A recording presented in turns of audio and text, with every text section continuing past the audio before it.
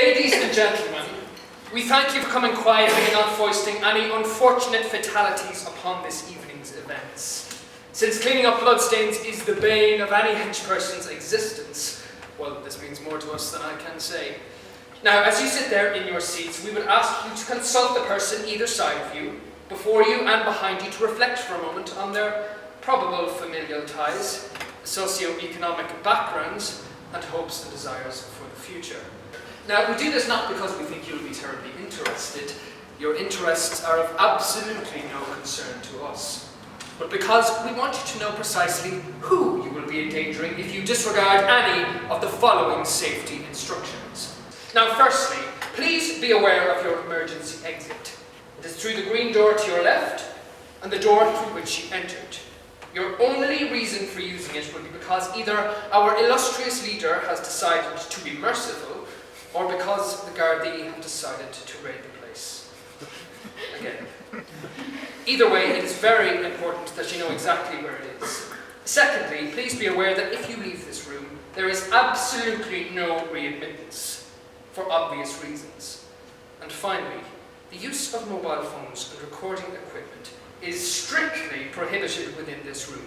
Now, not only is it tacky to videotape your own trauma, and rude to take phone calls when one is in company, but the electricity used to run such devices may in fact cause the C10 strapped beneath your seats to inadvertently explode. Again, we ask you to please consult your fellow hostages, and remember, it is not always about you. And then please turn your phones off entirely. All that having been explained, I will now ascertain whether our illustrious leader is ready to meet you all. The penguins are exsanguinated. I repeat, the penguins are exsanguinated. Bring her in. Now please, remember what I have told you. And via con Dios, let us hope that I see at least some of you when this is all over.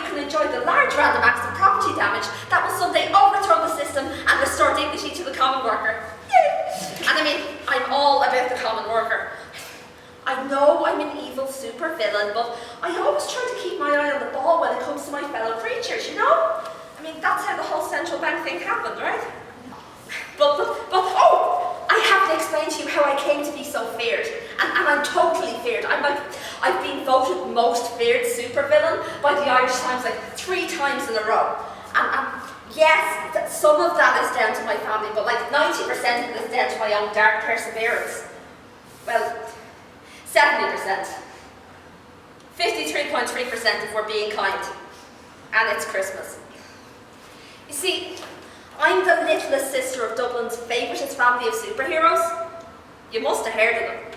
Everybody's always heard of them. Me, not so much, though.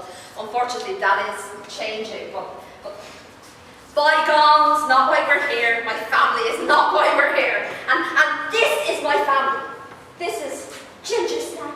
She's your basic badass normal, so she's bendy as fuck and armed to the teeth. Don't get excited, the nice arse is not a superpower. That wasn't very fair. Ginny has a personality as well as a nice arse. This is Bobby, also known as Ultra Red, also known as the Flying Brick. He has super strength, super speed, and an ego the size of Portobello, which is what the bullets actually bounce off. And this is Morris, also known as Bloodnut. I know. All of the superhero names he could have chosen, and he went with feckin' Bloodnut. I still remember the summer him and Bobby nearly totaled St. Anne's Park in a running battle over who got to be the Paprika Panther, and he feckin' went with Bloodnut. Nobody in the family calls him that. Morris, our mammy named him, and Morris he shall remain. But I'm digressing. I'm good at that, digressing. Before I go any further, I should also point out that I am not affiliated with the family brand. So if you sue me or charge me, my family can't be held responsible for anything which I may have done, which they may have known about, but not informed the authorities of for, reasons and things. But don't you want to hear about my first act of supervillainy? What are you doing here, sis? What was that? What did you say? Is everything all right, boss? Yeah, of course it's all right. I'm always all right. You were at the Garda station siege at Baldoyle, the one that got Spider and Fly sent to the facility, the one my family broke up. Don't bother to deny it. I never forget a face. What are you doing here, eh? Think you're going to get me sent back to you? I don't think so. A lot of people were there when Baldoyle went down, boss, okay? It's okay. I checked him. He's clean. You sure? Absolutely. You're a star, Archie. But don't you want to hear about my first act of supervillainy? I mean, it's a great story. I was there, and even I think it's a great story. Picture the scene. A deserted street next to the hotel. And by the hotel, I mean Mountjoy Prison. It's late. The streets are painted in neon orange light. There are drunks belting out, "I beg you a pardon, I never promised you a rose garden," and my heart will go on in all of the pubs and most of the chippers. It's raining too, that shite sleepy rain that always feels like God's decided to give his balls a wash and then shake them dry. This is where I grew up, and I'm 14 years old. I'm sat in the back seat of Bobby, that's right, the Flying Brick's car. Him and Ginny are supposed to be minding me, but they decided to go out on patrol instead. It was either that or listen to Morris whinge about some young one he's pretending to fancy because John Paul Reynolds' arraignment did not go well and he got sent away. Not that I'm supposed to know about that. But I remember this night because it's the first time they bring me out with them. We're watching a local garage, supposed to be a cover for a villain named Inkstain. Fucking Egypt leaves an ink-related riddle and there's every crime scene, and us moving into the digital age. The fucking pillock. Alphamio decide to infiltrate and they move out. They tell me to stay in the car and I'm not to let anyone in. Not anyone. They were very clear about that, no matter what Bobby claims. The brickmobile is his baby and no one's allowed inside it, and he built it from scratch and we're not allowed breathing it. What is it with blokes in their cars anyway? Ginny decides to go in first, scale the building because she's the fit one, while Bobby disappears around back to pick the lock. Leaving me sitting in the back seat like a fucking wombat. And it's so boring you wouldn't believe. I'm there about 10 minutes when Meerkat Riley, I think you know how she got that nickname, finds me. She's one of the local vanguardian, built like a golf monkey with a head on her like an angry lampshade and the bitterest disposition this side of the Klingon Empire. You know her well because she has a bit of a thing about Bobby. She never leaves him alone when we're out together. So Meerkat comes sniffing over, looking I assume for blood or dearest, and and she taps on the windscreen. I don't roll the window down because I don't know how, and also, I'm not supposed to touch anything. Bobby was very clear about the whole no touching stuff thing. Meerkat peers in at me. "What you doing in there?" says she. "Sitting," says I. She gets a scary face now. "What you have in the car?" says she. Now I answer this honestly, because I answer everything honestly. Doctor says it's something to do with me social calibration, whatever the fuck that means. "Four seats, the steering wheel are in the car," says I. "A 15 gig horsepower engine and 5 8556 industrial grade cylinders, and me. Why?" Meerkat's scowly head gets worse. "Are you being clever, you little scut?" says she. I don't even know what she's on about now, so I say, "Aren't I supposed to be? Because being clever is kind of my thing, and I mean, I don't know why she's acting like this. People normally like it when you're clever." But she gives me this horrible grin like just, and she orders me out of the car. She says she's going to do me for attempted speeding. I point out I don't know how to drive, and she says that's reckless endangerment. Now, I may be 14 years old, but I know bullshit when I smell it. I'd have to be driving for it to be reckless endangerment. Sitting while being a Northsider is not a crime, no matter what certain sections of the Irish Daily Mail readership might want you to believe. But she won't let it go. She keeps ordering me out of the car. She starts banging on the window, and she's got a nightstick. And I just know if there's so much as a breath mark on that screen, Bobby's going to go mental. He's been an absolute pain in the hoop ever since she who must not be named dumped him. So look, I'm not suggesting what I do next is a terribly good idea. I would like to make that clear. With the benefits of age, hindsight, and a more thorough understanding of our legal code, I now know that what I did was silly. But I also did not want Bobby and Ginny to go bitching to the mammy about the brickmobile getting wrecked. They take away my chemistry stuff, and I was like this close to animating knitted matter. So I absolutely, positively cannot have them taking my stuff away, and I don't want the other three to get angry at me, so I improvise a bit. I turn the car's self-defense mechanisms on. It's dead easy. There's a big red button saying do not push because Bobby's a fucking genius. What I don't realise is that one of the car's self-defense mechanisms is self-drive. I know, eat my penny Snickers, Google. So the car lights up. Meerkat lets out this startled little leap because she wasn't expecting that. And while I'm laughing, the car asks me whether I want to initiate defensive measures. And well, I think it would be funny. I mean, Bobby can't get pissy if it's his own car that drove itself. So I say, yes, why not? It's at this moment that I realise just how much time my newly single brother has on his hands. Because without any warning, the car goes shooting forward, rocking out. Meerkat must be in a panda car because she goes running off, yelling into a walkie. And like a split second later, a cop car comes shooting out of the shadows after us. They're going so fast, you think they were in the 70s cop movie, and they have their sirens on. The force of it knocks me back in my seat, and immediately my seatbelt knocks on. But it's too tight, it must be set for Ginny. I've always been bigger across the chest than she has, and I can't move, it's locking me in my place. Doesn't matter though, because I don't want to move. I don't want to do anything but hang on and enjoy the ride. The car goes forward, goes left, right, out onto Dorset Street, and onto the main road to the airport. And as it goes, all I can think is that this is the best babysitting experience of my entire life.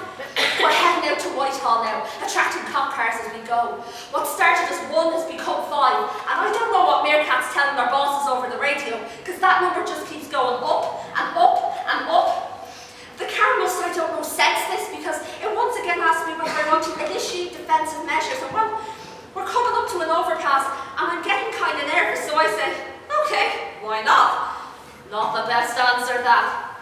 Because without any warning, the car shoots forward again. There's a number 16 in front of us now, heading under the overpass as it heads out of the city. And without any warning, the car pulls a U-turn and goes flying forward, cutting across the overpass's lanes. It's accelerating as it goes. It bounces over the guardrail. There's a horrible, horrible creaking noise. A moment of weightlessness when I realise, Jesus Christ, I'm flying! Bobby's car fucking rocks! And then, we land on the roof of the bus. I hear screaming noises, shouting, people making frightened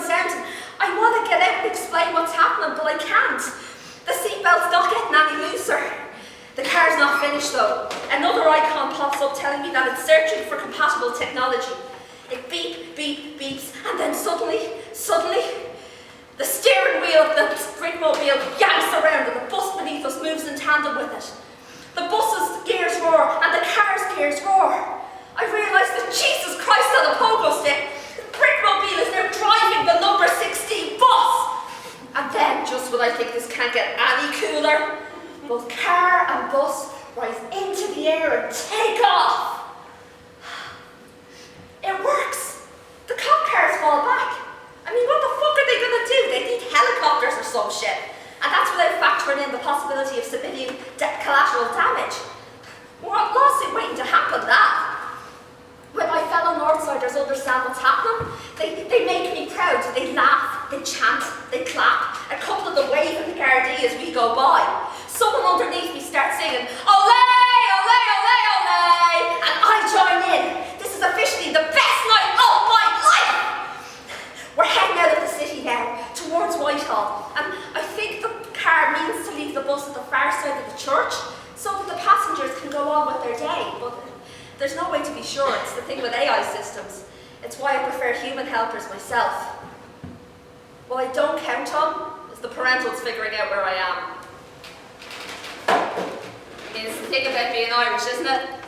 The law of the mammy is the law of the land. And also, Bobby and Ginny must have squelched me up, because the view screen of the Brickmobile flashes blue and the words "incoming call" appear. A tab pops up, showing Mammy looking really angry with Bobby and Ginny in the background. I don't want to go home. I want to see how far we can fly. But Mammy points out that the car does belong to Bobby. He'll need it to drop Ginny to her fella Mix tomorrow. They're getting married, and tomorrow is the dress fitting, and do I really want to be the reason my own sister doesn't have the wedding dress she always wanted? Besides, Bobby will need the car for work. It sucks. Oh, how it sucks. But I know she's right, so when a tab pops up asking whether Morris can take the wheel, I agree. We drop the bus on the far side of the airport and I turn around and go back to my stupid, boring house with my stupid, boring siblings. It's shite is what it is. All the way there, I wonder what they're going to do to me. I mean, I know all I did was stupid, but Meerkat started it, not me. When I get home, I'm sat in the chair of parental overreaction for over an hour while a Bobby, Ginny, Mammy tag team tell me off. They don't even listen when I try to defend myself. What I did got loose on the police scanner. Yes, my siblings have police scanners. Of course they do. They're superheroes. And the crowd for Nas Bingo wants to know what I did. The fact that what I did was amazeballs makes no difference. It's at this moment I realise being a superhero makes you a wanker. Goes on and on and on. The gospel according to Mammy and Ginny and Bobby. Eventually Ma yells herself hoarse and goes upstairs to wait for Dad. This is back when he was working nights. I finally get to stand up and I decide I'm going to go over and talk to Morris. Because I know, yes, blood love, but the other two are wankers and Morris is okay. It's always been myself against the other two ever since we were kids. And sometimes he looks after my chemistry stuff and I looked after his. But it's weird. Morris won't look at me. Bobby's got this little smile on his face, like he has a secret. And, I mean, it's nice. It's nice when he's nice. Morris, though, is standing in the corner and he has a little bit of blood on his mouth and what looks like a bruise coming up. Like he's been in a fight and he's washed the evidence off. Ginny notices me noticing and she winces and I realise that something's happened. The sort of something I'm not supposed to know about. There's a lot of somethings I'm not supposed to know about in this house. But before I can ask what it is, Bobby reaches under the kitchen table and he takes out an object the size and shape of a hat box. What's this? Says I. Open it, he tells me, and I do. It's a present, he tells me, and I believe it. I remember everything about this moment. I remember the feel of the cardboard underneath my fingertips, the rustling noise it made. The box creaked when I opened it, and the inside smelled of tobacco and diesel oil. Just like Bobby. There was a whiff of Ginny's perfume too. I look inside and I see a mask. Actually, I see this mask. Well, before I made all the cool upgrades. I mean, I am the evil genius of the family. Bobby tells me to pull it on. He says he made it for me, and I suppose I'm just so happy to get a gift instead of another bollocking that I do it. The moment the mask hits my face, I can't describe it, I just feel different. The world looks different when you look at it through a new skin. Ginny walks up to me and she adjusts the mask on my face. I elect not to ask her how Bobby got a 3D rendering of my head to model it because that just doesn't bear thinking about. But she tucks a strand of my hair behind my ear like she used to when I was a little girl. Back when I was just her little sister, back before she went into the family business, back before everything. There, she says. I tell her, I don't understand. We have something we think you can help us with, Bobby says. And he stands up and he starts explaining how they've hit a wall with the old dare and do. Not enough money, not enough resources. They need sponsorship if they're to get anywhere. There's some in their share of work for the government, but Morris is dead set against that. So they need to innovate, disrupt, go Steve Jobs on the problem's arse. And that's where I come in. After all, he says, you're so clever, little sister. You can do so many things. And we want you to help us out. No one's ever thought I could help before. What do you want me to do? I ask. And his grin gets wider. We want you to be a supervillain, he tells me.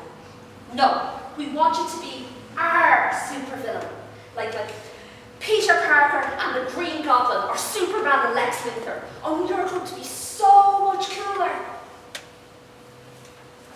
I hear Ginny swear, utter something that sounds like, Jesus Christ, Poppy, but he silences her with a look. She's going to do it anyway, he says. Best we give her an outlet. Neither Bobby, nor Morris, nor Ginny have an answer for that, and I belatedly realise this is not the first time they've had this conversation. For us to be us, little sis, Bobby's saying, you've got to be you. Can you do that? I hear Morris swearing. He comes over and makes to move towards me, but at the last minute he stalks out. That boy is good at stalking. But I look at Ginny, I look at Bobby, I look at my family and I say, yeah, I can do that. And Bobby jumps up out of the chair and he wraps his arms around me, and I remember this really clearly. He kisses me on the top of my head, like he used to when I was a little girl. We're gonna take such good care of you, little sis, he tells me. And I believe him. It's nice. I thought we could have him back again for a while, you know? But we start out in our partnership, start out in the family business. The parentals are so pleased every time we leave the house together, they take photos, which sounds cute until you realise that one day the Gardaí are going to take those photos and blow them up big and set them up at your trial in order to establish a timeline. Then it's not so fucking cute anymore. But it's so much fun in the beginning, having someone to plot against, someone to work with. I mean, it's like when we were kids. It's like a game. Because my siblings, they know all my strengths, my weaknesses, but I know theirs too. Bobby in particular has always been ruthless with me, and I don't think it's just because I'm the reason people found out he got his powers from being bitten by a radioactive squirrel and not a radioactive panther like he said. I will admit the Facebook page to that effect was overkill though. But he still works with me, and I still work with him. If I'm going to go into a location, I let the guys know in advance, and they can clear it out. I try to stay clear of anywhere with a lot of civilians, so that makes their life easier. But it's so much crack those first few years. So much fun. And I have all these schemes I want to try, like the Portumna give a prisoner your bank details day, or the bring your boss to an amateur day. Yes, setting up euthanasia booths in ways that were easily findable but leading back to me was difficult, but we got such a lovely uptake. I mean, it warms the cockles of my black little heart. Let's face it, euthanasia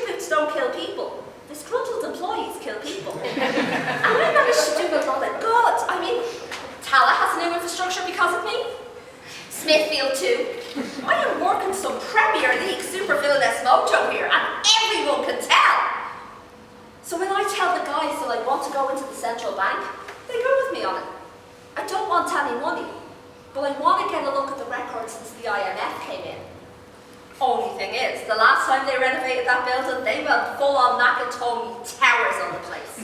I mean, 7 floors, all automated, security only accessible by thumbprint or voice print. Fortunately, however, I have a cunning plan.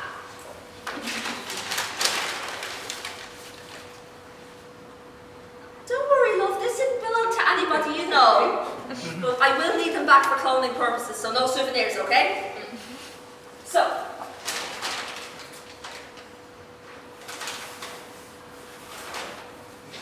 I head towards the front of the bank and I think I might need a bit of help with this. Henchy! Henchy, do you know the theme song from Mission Impossible? Why, boss? Would you give us a bit of a whack of it there? Get us in the mood. Okay, boss. Do do do do do do do do do do do do do do do do do. No, that's the wrong song, you teacher. Oh, sorry, boss. Right.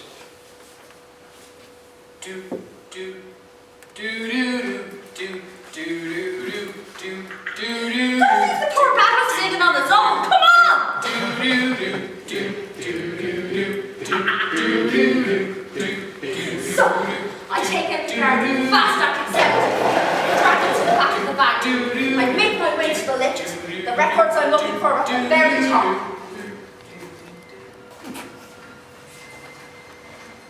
Entrance and retrievals. The office of the dreaded Cthulhu.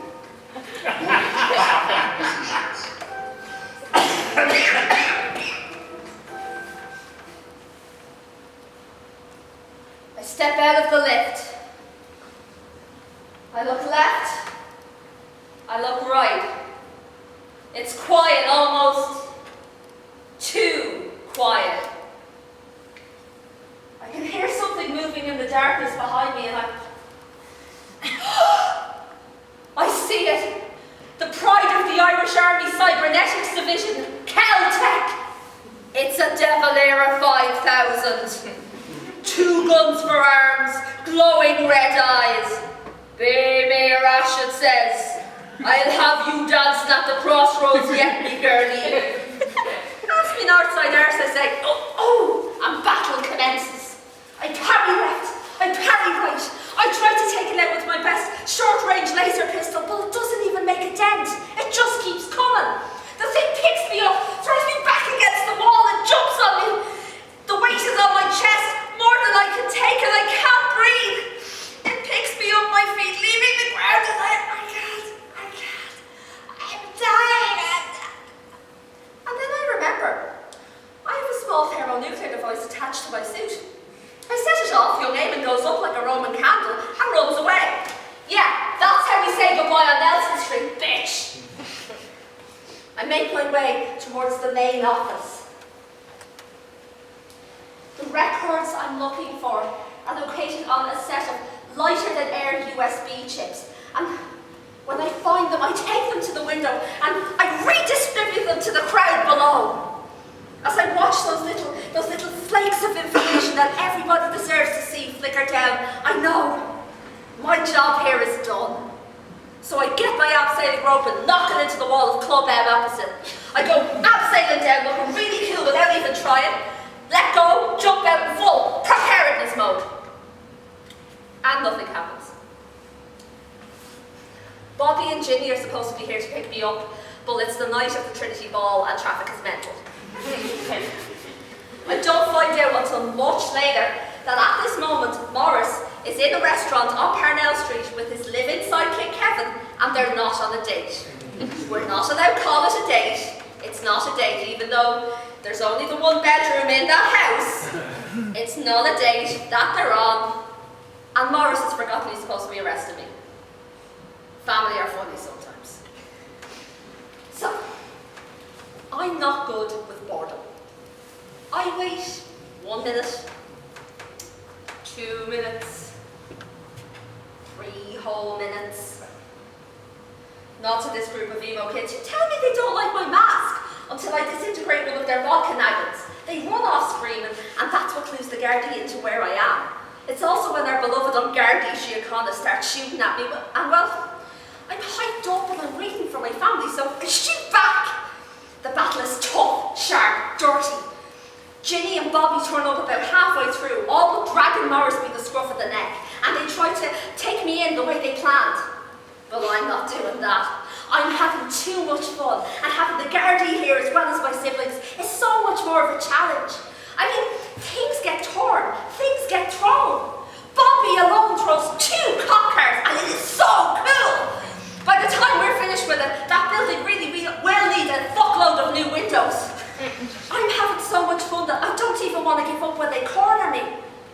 But Bobby, he gives me a look, like look with a capital L, and I give in, because that's what I said I'd do. They hand me over to the Gardaí and they go off to talk to the assembled press down the other end of the street. Marianne, that wee girl that Bobby was engaged to, is down there asking questions for the Evening Herald, and it's so loud and so bright and so sharp that, you know what, I think I'll be happy to go into the cop car. At least I'll get a bit of quiet. But as the Bangarda is walking me away, we pass by, you know, the marble yoke at the bottom of the bank, the one that the kids snog on and the drunks piss on. And as we're passing, I see something in the foundations of the bank. Something green with little pink tights and little black shiny shoes. Little pink hands and little pink fingers. I stop, I stare, I start to fight because I want to know what the pink and green thing is. I get closer, and as I do, I see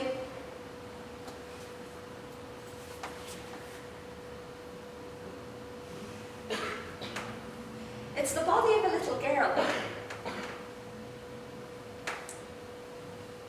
She's there's blood staining her hair and her shoes. She's got a press-on tattoo of the ladybird on her cheek, and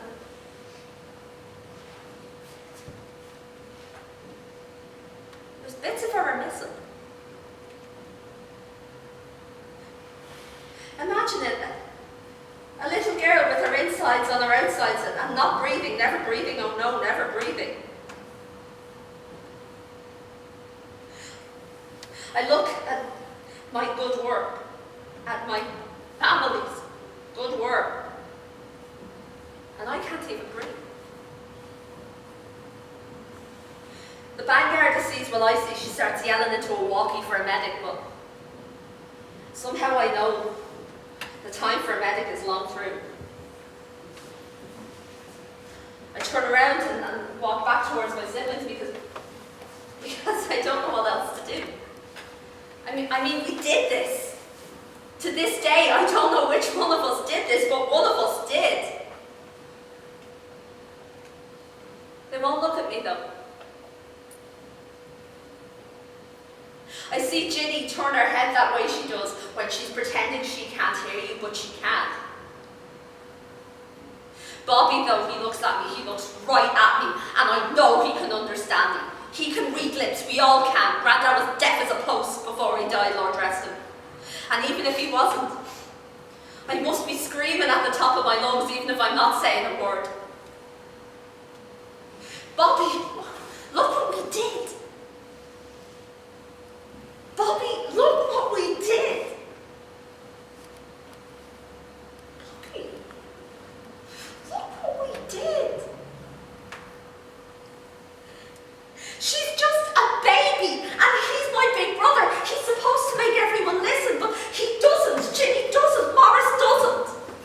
I see Morris start to come towards me, but Bobby stops him with a look, and the only person who even moves is Ken.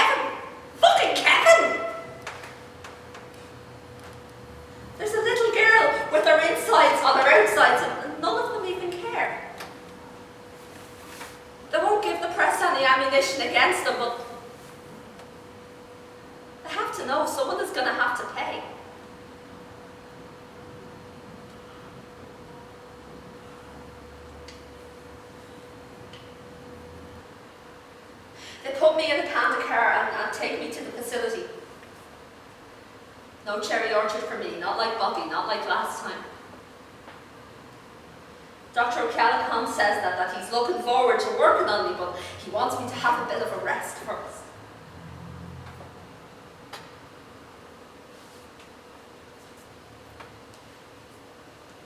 It's a white box they put me into. Not a padded cell. That's kung fu, badass level psychosis, that is. You have to work your way up to that. And I'm not sure I'm ready to try yet. They dope me, and I can feel it. Mist and treacle inside my veins. And I wonder if maybe some part of me will be grateful for the quiet. There's no quiet inside my head.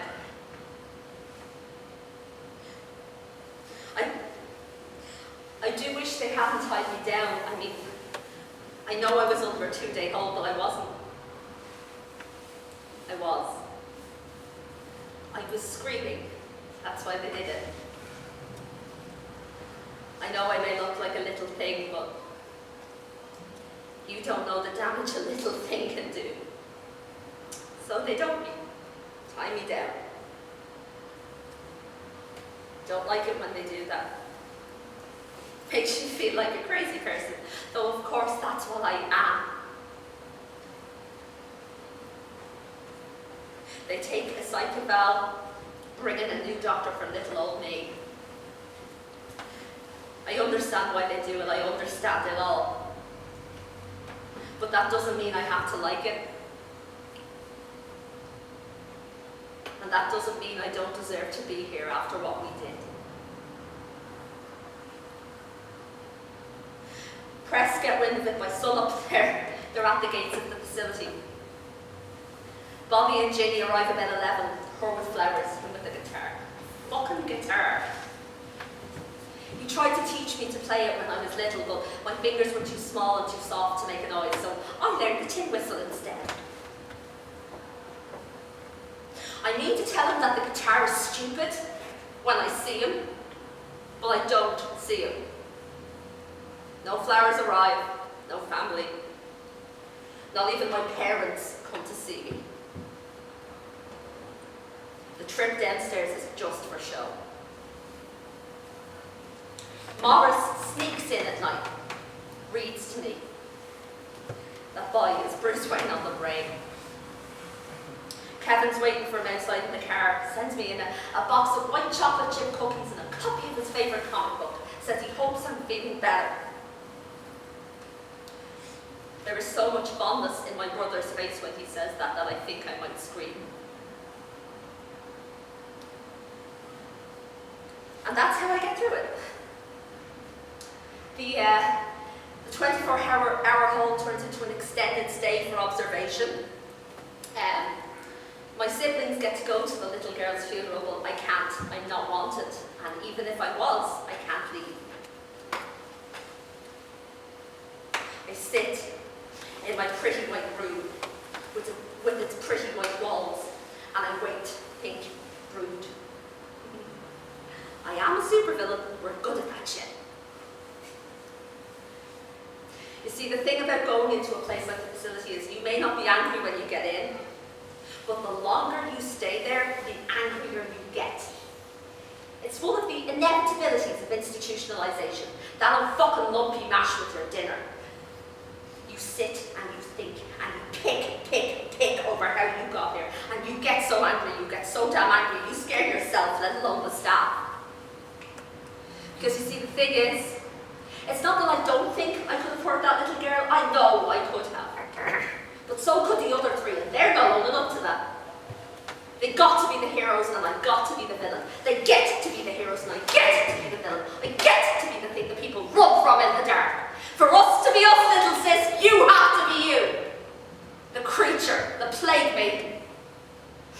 I get the big picture. I hanged it over my mammy's fireplace on the day this all kicked off. And if they want a monster, I'll give them a monster.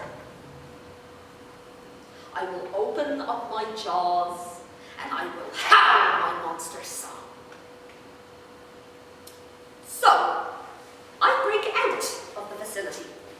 go on the offensive. I'd say rampage, but that's such a Mills and Boone term for payback, don't you think? And payback is what I want. Payback is what I need. Payback's been a long time coming, long as a cold sun up on a winter's eve. Can't go home, can't ever go home again. And Spider and Fly helped me with that. They're on manoeuvres in Turkmenistan, and they let me have their old digs. Even let me take their old equipment. Every beautiful, lethal bit of it, every illegal treasure they ever built. They always had so much more leniency when it came to force than I did. And I find myself grateful for that now. Now I know what I have to do. I think deep down, I've always known what I had to do. So, I started off the surveillance, started quiet, started simple. You'd be surprised how often things go tits up because some fucking idiot tried to be smart. No danger of that though. Bobby and Ginny, they're not even looking for me, and why would that just make my life easier? Can't trust the parentals. Won't. Then let me be taken to the facility, and they'll always side with the other two in the end. So I settled down and I watched my family, my former family. Watched them laugh and snicker and giggle, and me outside in the rain. Morris and Kevin aren't around all that much off, swashing their buckle and daring their do, or shagging like two hyperactive bullies with those two, you can never tell. But Bobby, Ginny, they're around plenty. There are Gardaí task forces to be liaised with, interviews with the paper to be given, people to console them over their evil father of a sister. I watch one day while the mother of that little girl turns up at Jimmy's job. Watch my beautiful sister let her cry on her shoulder while she talks about losing her child. I know I should be able to watch that, but I can't.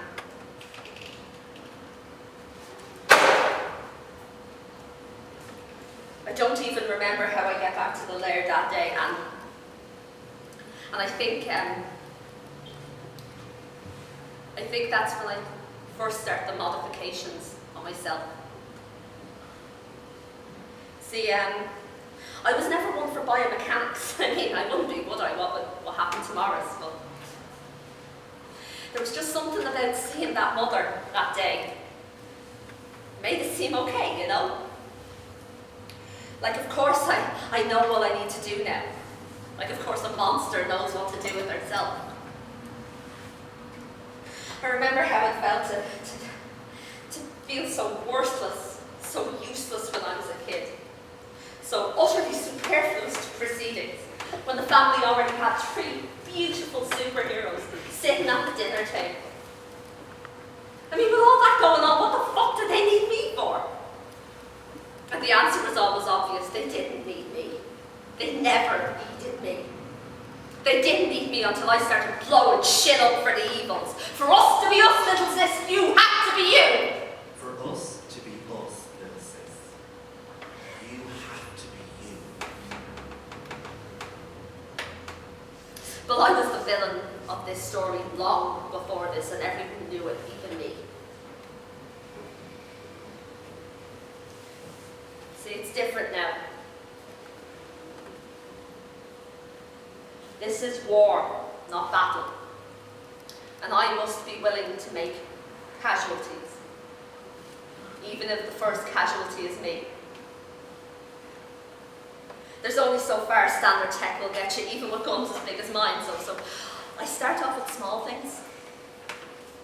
Nails, hair, things I won't need, things I won't miss.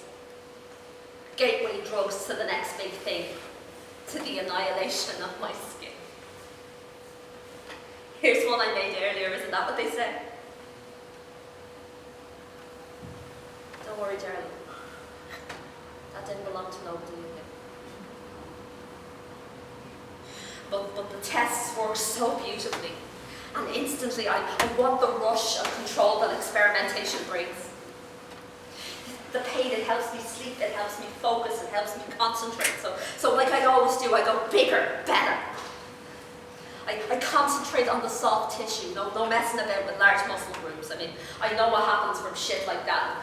I don't want to be any bigger or more muscly when all this is through. I don't want to be any more unstoppable. I start off with an earlobe, and I work my way up to a hand, and it grows back. It all grows back, it always grows back. I always grow back. Nothing ever changes for me, and nothing ever ends. And when I know I am truly strong, when I know I am truly purged of weakness, that's when I set the wheels in motion. You see, contrary to what you may have been told about those who fight for truth, justice, and a tired social order that cannot stand under the weight of its own bullshit, most real-life superheroes aren't millionaires. Tony Stark, Bruce Wayne, please, don't have as much in common with the average superhero as the plumber in a porn movie has with the dude who says he'll be around next Friday to fix your pipes. It's an illusion, a cliche. Ginny and Bobby, they have homes and mortgages and jobs, even if they don't have family. Well, not besides the parentals, and let's not go there, boys and girls. But all of this nearly makes my job easier. Neither Shay's Ginny nor the Kimmage Hilton, Bobby's place, are freestanding structures. They're not attached to anything else, and they're easily defended. You've got to think about shit like that in our line, or you're going to end up sprinkling boo-boo and not breathing under your own steam. Both of these things, however, work to my advantage. I decide I'm going to place electromagnetic charges in both locations, knock out any surveillance equipment and any booby traps. So I head to Bobby's first because I don't own a car and getting out to Tyrrellstown on the 40D is a pain in the hoop, okay? When I get there, I see that brother dearest isn't at home, probably out trawling for what he laughably terms human companionship, trying to connect, as if that's even possible for the likes of us. So I settle down, I wait opposite. I'm there about an hour when the lights come on in the house. I look at my motion sensor and I get 2 readings, 2 people moving towards the main room of the house. I start to swear, I'm not sure I'm ready to chalk a dead civilian up to collateral damage, even if she is stupid enough to try shagging my brother. So I decide I'm going to get a closer look, see if it's anyone I know, anyone I should know. I start moving across the road, and when I'm halfway there, I hear music come on. It's Only You by Yazoo. I recognise the tinkly little rinky-dink hook of a chorus. I can feel myself starting to get angry. I stop. I stare because that's Maura's favourite song. Bobby used to give him shit for liking it. It's a queer song apparently, and I don't know why Big Brother's playing it now. I hear my heartbeat start to get louder, I hear my footsteps start to get louder because Bobby doesn't get to have that song. It's Maura's song, he doesn't get to. I march right up to the house, to the window, and I see. See, it's not Bobby playing that song, it's Morris. It's Morris and it's Kevin and they're...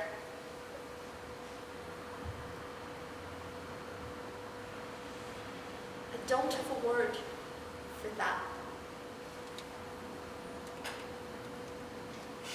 I've never felt that. I think I've seen it before.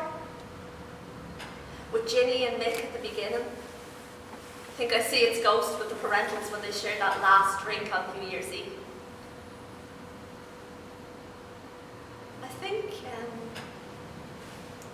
I think that's what love looks like. Or at least closeness. Not being afraidness. I don't really have any experience with those. Do you? Because they're not doing anything. I mean, nobody's naked and nothing is getting removed or inserted. They're just... Kevin is leaning into Morris and he's smiling. There's a table set with candles and a matching dinner service, which I know belongs to Bobby because neither of the lads have been cons enough to buy it. It belatedly occurs to me that it's Valentine's Day. And of course Morris wants to spend Valentine's Day with his The why he's doing that in the Kim and Chilton, I don't know. A ghost of a memory comes back to me. Ginny calling man, telling her something about a burst drain pipe in Morris's place, and I have my answer. Kim and Chilton to the rescue, even if... But I suppose Bobby can't have a problem with this. Kevin's good people, after all. I watch my brother and it's like I can see all the emotion inside of it. Kevin leans over and he puts his hand on his shoulder and I wait for Morris to do what we'd all do. To say something mean and stupid or to shake the hand off. To shake off this feeling of this closeness, this not being afraidness. But he doesn't do that. No. He looks at Kevin and I can see he's not afraid. He's not ashamed. He knows who he is and he knows what he wants. And what he wants is Kevin. Even if he can't admit it to anyone else, it's enough that he can admit it to himself. The thought comes to me then, floors me.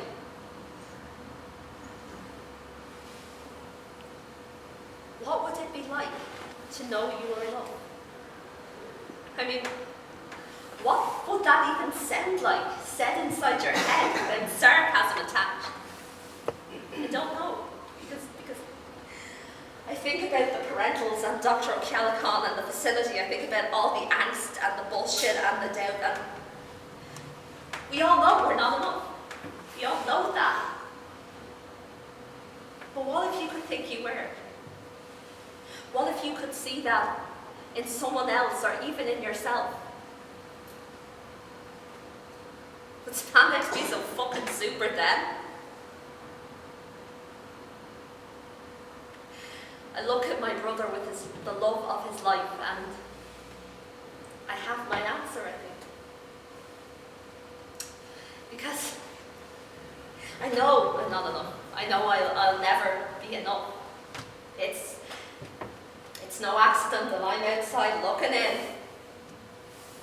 It's no accident that Bobby's not here either. Never be able to shut the fuck up long enough for something that nice to happen. As I think that, I see my reflection move like a thief across the glass, and I know it. I'm not enough. I don't get to have that. I don't get to be Morris, or Kevin, or Ginny. I get to be Bobby. Fucking Bobby. The dickhead in the running battle. The self-satisfied prick at the head of the press conference. The ghost at the feast. And I used to think that me and him, we were the two least alike, not the two mums. So I look at that image and I know, I'm Bobby. I'm fucking Bobby. Who the fuck would want that? Which brings me to why you were all here. You see, I fear you may have been misled. I fear you may have been brought here under false pretenses. I know my lads told you that we're asking for money, but we're not. I'm not. Not going to need money where I go. You see, the thing about having a moment of clarity like that one I had with Morris is you can't come back from it. You can't unknow something once you know it. You can't unthink it. The truth is like a scream. It's like the pop of breaking bone. It stays with you. Even if you don't want it to, it does. And once I'd realised, once I'd seen, I knew what I had to do. Because I mean, people do that, don't they? They leave notes. And every note I leave will have a face, a heartbeat, a smile, weird taste in shoes, a frankly ill-advised haircut, hopes and dreams and possibilities a go-go, and nothing the family or the facility or the authorities will ever be able to do will be able to take that away from you, from me. So you'll tell them, won't you? You'll tell them how sorry I was, how I didn't mean. Something pink and green, little black shoes. Ginny and Mick in that Tyrrell's Town dog box. Morris and Kevin in the Kimmage Hilton. Me reflected in Bobby and Bobby reflected in me. It all adds up in the end. Tell them I knew I was a villain. Tell them I'll take care of it. Now get out. Get out. What is this all about, boss? You know what this is about. You're my best, my sharpest, you know. Get out. You take that little key card thing you have on your entrance card for the lair and you bring it over to Tommy Treenuts on Clanbrassil Street. You tell him I sent you. There's a severance package for you and the lads. Just make sure they get it, okay? Think of it as being made redundant. I know I have been. Boss, you don't... You didn't tell us. Now look at this lovely shower of hostages that we brought you. Surely there must be at least one of them that you want. No! I told them all I need to tell them. It's over. No more kids, no more death breaks. No more slinging spandex like a fucking agent. No more hoping. No more. Boss, you don't... do you want her to do this? Do you want her to do this in front of Keep them out of this. It's not why they're here. And this is not why you're here, boss. And this is not why you're here. You've got something in common with Bobby and the flying brick. And so fucking what? They're not inhuman. They're not monsters. And neither are you. I killed her. Don't you get that? That little girl and how many others got ripped apart because my family's sibling rivalry is a fucking body count attached. I couldn't save her. I couldn't save them. I couldn't even save myself. Fucking what? You can't undo the past. You can't unmake it. You can't untell a story. But you can tell another. You can tell plenty of others. You don't have to be that dickhead in the running battle, or the good girl at the engagement that got broken up. You don't have to be that one little bump. You can tell another story. Well, I am telling a story. This story is mine. And if it's not? But it is. The monster dies at the end of the book. This isn't a book, boss. This isn't a comic or some kind of game. And there are still plenty of monsters walking around outside. Human monsters. Clumsy human monsters who don't know what they are and don't mean to be it. Heartbreaks and bad habits. Walking around on two legs. Voting and making jokes. Clogging up the internet. And if they're walking around, then why can't you? Well, I don't deserve. You didn't deserve this, sis. You didn't deserve this. And you think I did? Well, you must think you did. If you're willing to do this. If you're willing to end it all, well, then you must think they're right. My family is never right. Well, then why are you agreeing with them? But if I don't do this, then I don't know what else to do. I live here. I exist here. There's nothing but here. Then what's that?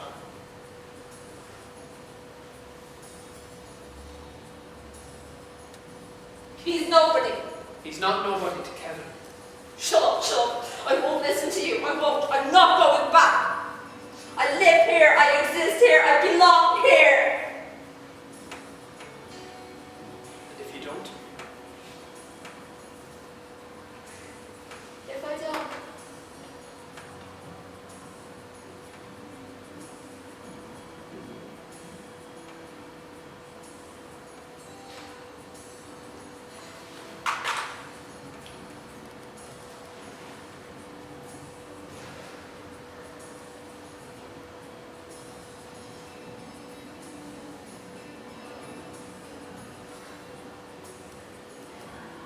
am I still here without it on? Yes.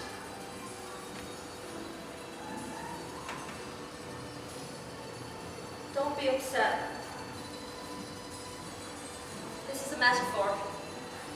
I think this is all a metaphor. Turns out it's not only saying things that makes them real. And I think I'd like to try being literal again for a while. I think that might be a good idea. Can I? You're the boss, boss. I'd never be the boss. You've always been the boss.